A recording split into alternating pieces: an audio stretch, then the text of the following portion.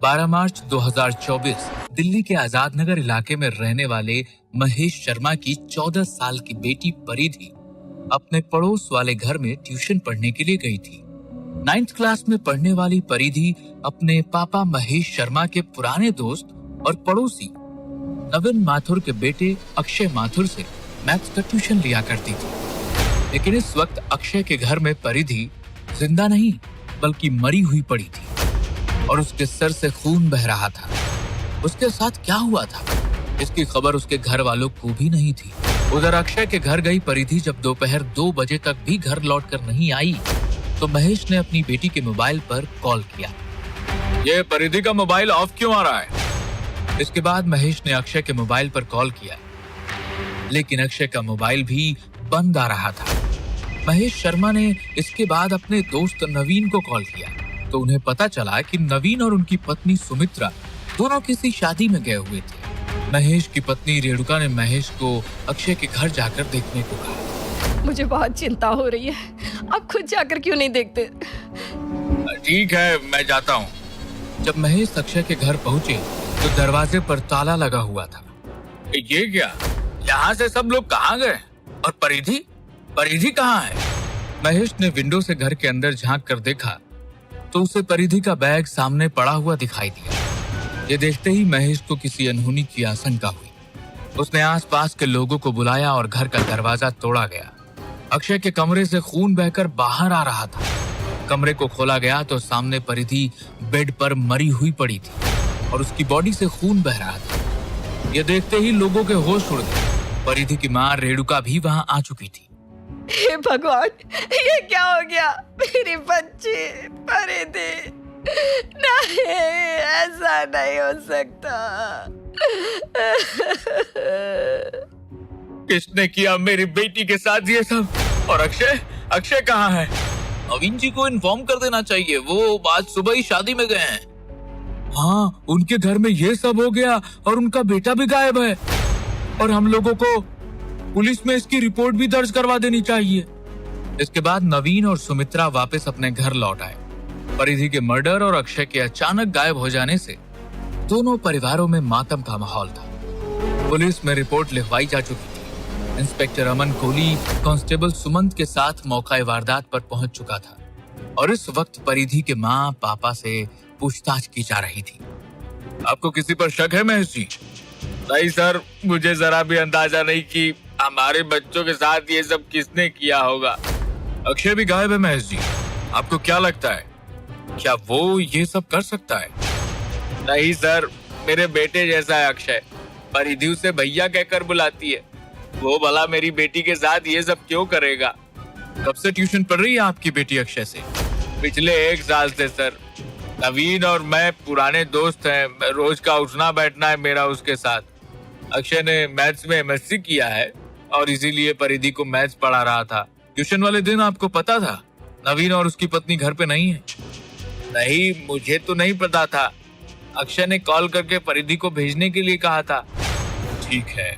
इसके बाद इंस्पेक्टर अमन कोहली ने अक्षय के पिता नवीन और मां सुमित्रा के साथ पूछताछ की, लेकिन अभी कुछ भी ऐसा पुलिस के हाथ नहीं लगा था जिससे मुजरिम तक पहुंचा जा सके। पुलिस ने अब अक्षय के घर की तलाशी लेने का फैसला किया। जिस कमरे में परिधि को मारा गया था उस कमरे की हालत और परिधि के पैरों पर लगी चोट को देखकर पुलिस को इस बात का अंदाजा हो गया था कि परिधि ने खुद को बचाने के लिए कातिल के साथ काफी स्ट्रगल किया था। पुलिस की नजर सामने रखे अक्षय के लैपटॉप पर पड़ी और IT टीम ने उस लैपटॉप से जरूरी सुराग ढूंढना शुरू कर दिया। कुछ मिला इस लैपटॉप से?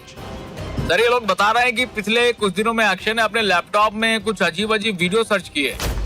अजीब मतलब क्या? साफ साफ बताओ। मतलब सर, लड़कियों की तरह कैसे चला जाता है, उनका ड्रेसिंग स्टाइल, यही सब। सर, ये सब अक्षय ने क्यों किया होगा? मुझे लगता है सुमंत, ये अक्षय ने जरूर गड़बड़ की। गड़बड़ क्या? मुझे तो लगता है कि परिधि का मर्डर भी इसी ने किया है। सर, ये भी तो हो सकता है कि अक्षय खुद किसी मुसीबत में हो। ये इंटरनेट पर जो भी इसने देखा है, इसका केस से कोई लेना देना ना हो। शायद कोई तीसरा इसमें शामिल हो। कुछ भी पॉसिबल है सुमंत। अक्षय के पापा ने हमें बताया था कि उनकी बेटी रूपाली आगरा में रहती है, जिसकी शादी हो चुकी है। जी सर, वहां पर नजर रखो सुमंत, आगरा पुलिस को इन्फॉर्म करो। और हाँ, वो नवीन के घर के आसपास सीसीटीवी कैमरा की फुटेज सामने आई है नहीं? सर, मैंने कांस्टेबल सूरज को भेजा है, वो अभी आता ही होगा। वैसे सूरज कह रहा था कि उन फुटेज में शायद ही कुछ नजर आए, क्योंकि नवीन के घर के बाहर की तरफ फोकस होता हुआ एक भी कैमरा नहीं था। कुछ ही देर में सूरज सारी फुटेज लेकर वहां पर पहुंचा और उसने एक खास बात इंस्पेक्टर अमन कोहली को बताई। सर, एक फुटेज में एक लड़की दिखाई दे रही है नवीन के घर से निकलते हुए। वैसे तो किसी भी कमरे का एंगल नवीन के घर की तरफ नहीं है, लेकिन एक कैमरा हल्का सा उधर की तरफ था सर। एक फुटेज में पुलिस को दिन के लगभग 1 बजे के आसपास नवीन के घर से बाहर जाते हुए एक लड़की नजर आई। इसका चेहरा पुलिस को साफ साफ नहीं दिखाई दिया, क्योंकि इस लड़की ने अपने फेस पर कपड़ा बांधा हुआ था। ये लड़की कौन हो सकती है? पता नहीं सर। अक्षय के माँ बाप से उस लड़की के बारे में पता किया गया, लेकिन नवीन और सुमित्रा दोनों ही ऐसी किसी लड़की को नहीं जानते थे। आखिर वो लड़की थी कौन और कहाँ गायब हो गई थी? इस बात का पता लगाना अब जरूरी था। पुलिस ने उस लड़की को नवीन के घर से स्कूटी पर जाते हुए देखा। ये स्कूटी किसी और की नहीं, बल्कि खुद अक्षय की थी। अब कहानी मेरी समझ में आ चुकी है सुमन। मतलब अक्षय के लैपटॉप से पता चला कि उसने पिछले कुछ दिनों में लड़कियों की तरह बिहेव करने और कपड़े पहनने वाले वीडियो सर्च किए थे। और फिर नवीन के घर से कत्ल वाली दोपहर एक लड़की बाहर निकलती है जिसका चेहरा ढका हुआ है। इसका मतलब समझते हो? इसका मतलब ये लड़की कोई और नहीं बल्कि अक्षय है। एकदम ठीक समझा। ये लड़की कोई और नहीं बल्कि खुद अक्षय है। लेकिन पता ये लगाना है कि आखिर इसने परिधि का मर्डर क्यों किया और अब ये गया कहाँ? सर, आगरा में अक्षय की बहन रूपाली के घर पे भी नजर रखी जा रही है, लेकिन रूपाली अभी यहाँ दिल्ली आई हुई है सर। अक्षय के गायब हो जाने की खबर सुनकर वो यहाँ आ गई। ठीक है, लेकिन उसके घर पे एक आदमी बराबर नजर रखना चाहिए। कुछ दिनों के बाद आगरा पुलिस ने अक्षय को रूपाली के घर के बाहर से गिरफ्तार कर लिया। अक्षय अपनी बहन रूपाली से मिलने के लिए आगरा आया था। अक्षय को दिल्ली लाया गया और फिर उससे उस दिन की घटना के बारे में पूछा गया। पुलिस की आंखों में बहुत धूल झोंक चुके हो तुम। अब बताओ, परिधि को क्यों मारा? वो गलती हो गई सर। गलती? किसी का मर्डर गलती से कभी नहीं होता, समझे? अब सच बताने के अलावा तुम्हारे पास कोई चारा नहीं है। बोलो, क्यों मारा परिधि को? और ये लड़की का वेश बनाने के पीछे की क्या कहानी है?